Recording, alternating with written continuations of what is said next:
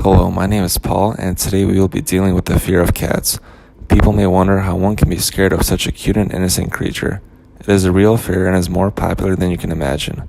Common symptoms are shaking, sweating, increase in heart rate, and panic attacks.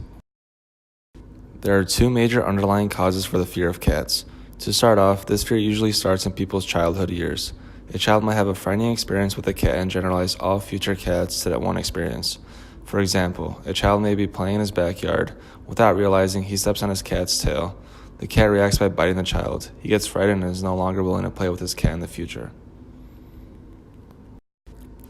Another major underlying cause is parental influence. A parent's view on specific things can directly influence their child. In this case, if a parent has a strong fear of cats and tells their children that cats are scary animals, they will believe what their parents believe. In this case, the dad is protecting himself because there is a cat nearby their campground. Seeing what their dad is doing, they adapt just to be sure.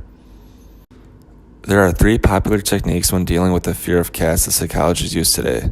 There is exposure therapy, hypnotherapy, and cognitive behavioral therapy. Also, there is an option to take medicine. However, medicine will not get rid of the fear, rather, it will work as a temporary solution. Today we are going to use virtual reality exposure therapy. To be more specific, we will use systematic desensitization, VR. In the first step, the patient will view either a picture or a positive video of a cat on his monitor. The patient is free to look at the monitor for as long as he wants, or not look at it at all if it is too frightening. After a specific amount of time, the patient will answer a survey regarding his anxiety levels throughout the specific activity. The survey would be based on a 1 through 10 scale, 1 having 0 anxiety or fear, and 10 being borderline panic attack. If the patient feels comfortable after reviewing the first activity, it is safe to move on to the next step. The next step would be the patient playing with a toy resembling the fear. In this case, the patient would have a stuffed cat animal that they would play with.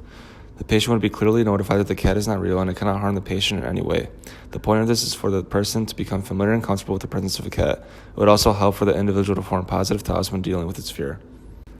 Once the patient fills out his anxiety survey again, the therapist will decide if he's allowed to move on to the next step. In this activity, the patient is placed in a room with a real virtual cat. However, the cat is in a cage and the patient is looking at it from an appropriate distance. The purpose of the cat being in the cage is for the patient to feel safe at all times. If the patient feels comfortable and feels no fear or anxiety while viewing the cat is then released from the cage. If the fear is gone, the job is done, and the therapist recommends to the patient that he should come for a checkup once a month.